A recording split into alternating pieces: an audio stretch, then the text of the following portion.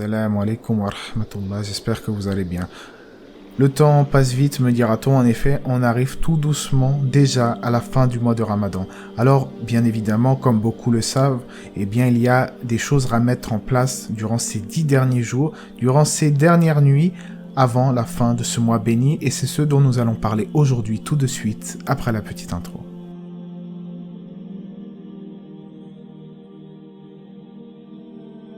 Nous voici arrivés dans les 10 derniers jours de Ramadan qui renferment d'immenses récompenses et il est de notre devoir de redoubler d'efforts durant ces 10 derniers jours. En effet, le prophète, il est rapporté qu'il, sallallahu alayhi wa sallam, multipliait les bonnes actions pendant ces derniers jours, encore plus que durant le reste de l'année. Aïcha rapporte, le prophète, alayhi salatu wa salam, redoublait d'efforts pendant les 10 derniers jours du Ramadan, plus qu'il ne le faisait durant le reste de l'année.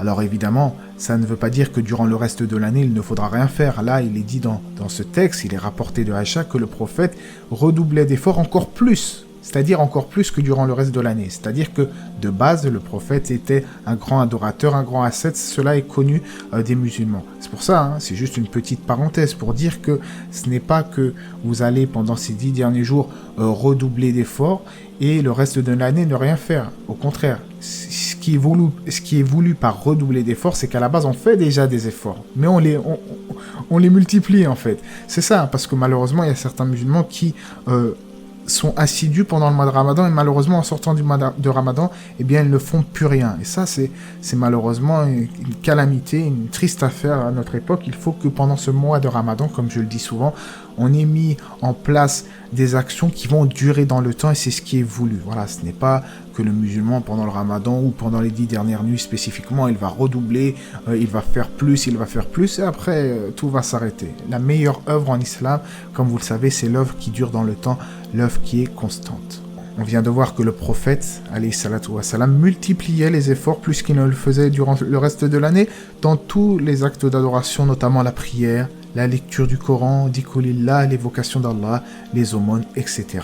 Ce qui apparaît dans les hadiths, c'est que le prophète veillait toute la nuit en adoration, dans l'évocation de son Seigneur. Alors même si nous n'avons pas atteint peut-être, et nous n'atteindrons jamais le niveau du prophète, sallallahu alayhi wa sallam, il est de notre devoir, à notre niveau, de redoubler d'efforts dans les actions que chacun accomplit au quotidien. Par exemple, certains musulmans seront plus à même d'être généreux et de donner des aumônes facilement. D'autres, seront plus tournés vers la prière de nuit. D'autres, au contraire, seront plus tournés vers le rappel ou bien vers le fait de lire le Coran. Bien que tous ces actes d'adoration doivent se réunir chez le musulman, il faut dire la réalité. Chaque musulman, forcément, a plus d'assiduité dans un domaine que dans un autre et c'est pour ça qu'il faut souligner ses efforts et redoubler dans ce que le musulman fait déjà de bien.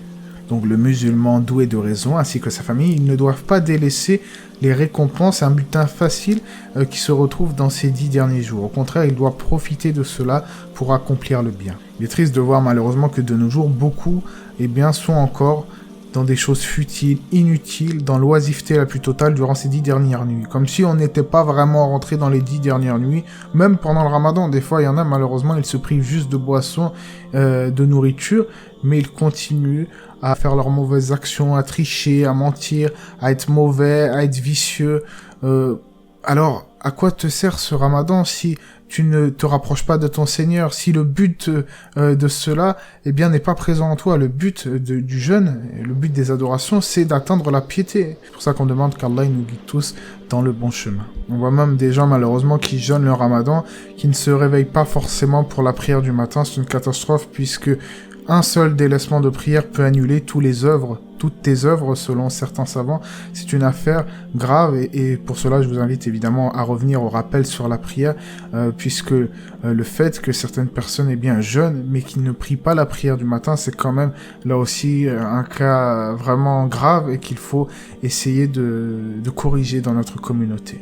Alors je sais qu'il y a cet aspect familial, Ramadan, voilà, dans la famille, c'est la honte si on jeûne pas, non. Si on jeûne, c'est pour Allah. Donc si on se lève le matin pour le Fajr, c'est également pour Allah. Donc si on est sincère, normalement, on a cette facilité de prier le matin. Et après, on peut très bien être sincère et ne pas le faire. Je ne vais pas non plus juger les intentions. Mais voilà, c'est un effort à accomplir, c'est quelque chose qu'il faut rectifier.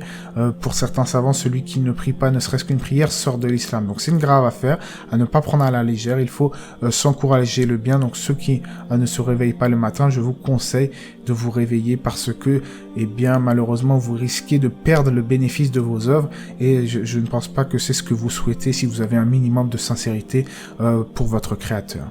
Il est important aussi de dire que durant ces dernières nuits du mois de Ramadan se trouve Laylatul Qadr, la nuit du destin. Donc c'est important aussi de rechercher cette nuit du destin parce que certains pensent que il y a un jour attitré, c'est-à-dire que quand la mosquée dit c'est ce jour-là, non, il faut rechercher cette nuit du destin, si vous voulez, qui a énormément de mérite. Allah a dit dans le Coran qu'il a descendu, eh bien, le Coran durant cette nuit bénie. Il dit également dans le sens du verset: nous l'avons fait descendre pendant une nuit bénie. C'est nous qui sommes avertisseurs. Une nuit durant laquelle est décidé tout ordre sage. C'est un commandement venant de nous.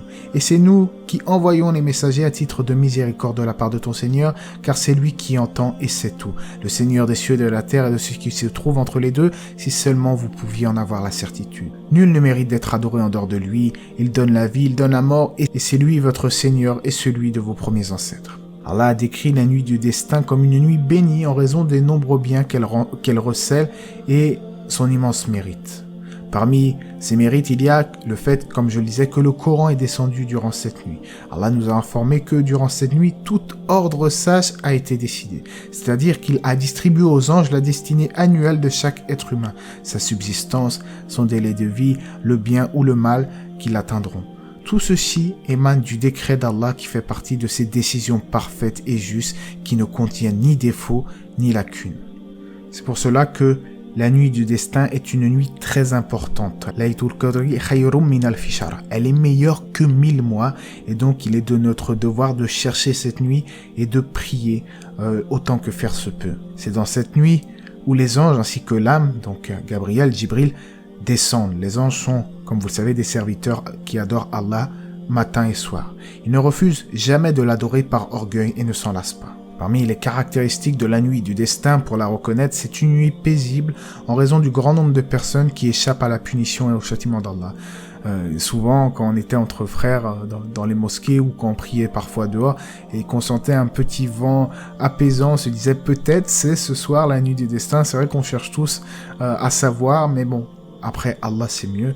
Mais c'est vrai que on décrit souvent cette nuit comme une nuit paisible, apaisante, une nuit de sérénité où les anges descendent. Abu Huraira a rapporté que le prophète alayhi salatu wassalam a dit « Quiconque veille la nuit du destin avec foi et espoir de la récompense verra ses péchés précédents pardonnés ». Il est aussi important de dire pour ceux qui cherchent la nuit du destin que elle est plutôt dans des nuits impaires que dans les nuits paires. En raison du hadith, cherchez la nuit du destin dans les 10 dernières nuits impaires du mois de Ramadan.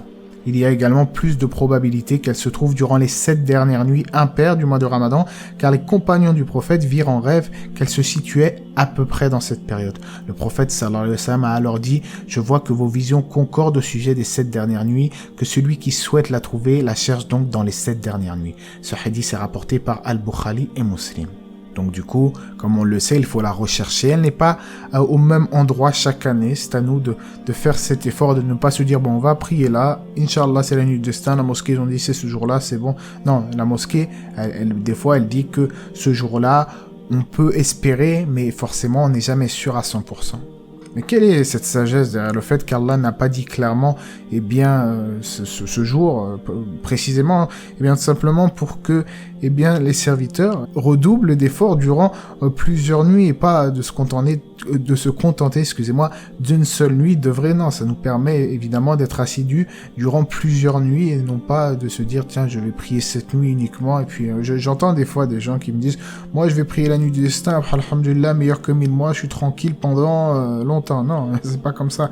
Sorti du Ramadan, tu devras continuer à être sincère et de cheminer vers ton Créateur, et ceci est une évidence. Ça permet aussi de voir celui qui est paresseux de celui qui est constant, celui qui fait vraiment des efforts dans la religion, que celui qui va, ah, c'est pas grave, c'est bon, on va pas, non, c'est celui qui est vraiment sincère, celui qui est un bon musulman normalement, eh bien, il va chercher à prier, il va, étant donné qu'il aime sa religion, étant donné qu'il aime son créateur, eh bien, c'est à ce moment-là que cet amour va se ressentir dans sa recherche de la nuit du destin, dans sa recherche du bien, alors que celui qui a une faible foi, qui n'est pas très sincère, il sera plutôt paresseux, il ne va même pas se préoccuper de ces histoires de 10 dernières nuits, nuit du destin, il va plutôt rester de marbre et œuvrer comme le reste de l'année, ça veut dire pas du tout ou que très peu, qu'Allah nous réforme tous dans le bon chemin. Donc, mon dernier conseil, la porte du repentir est ouverte pendant cette nuit du destin, pendant ces 10 derniers jours du mois de Ramadan, il faut redoubler d'efforts. Allah entend les appels de ses serviteurs, les invocations,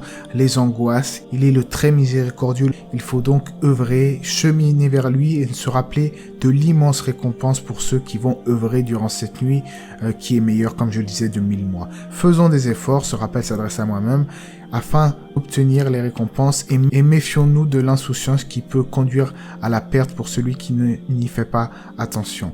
La vie s'écoule de manière très rapide. Vous avez vu, le mois de Ramadan, il est passé très rapidement. Eh bien, la vie, c'est pareil. La vie, elle s'écoule de manière très rapide.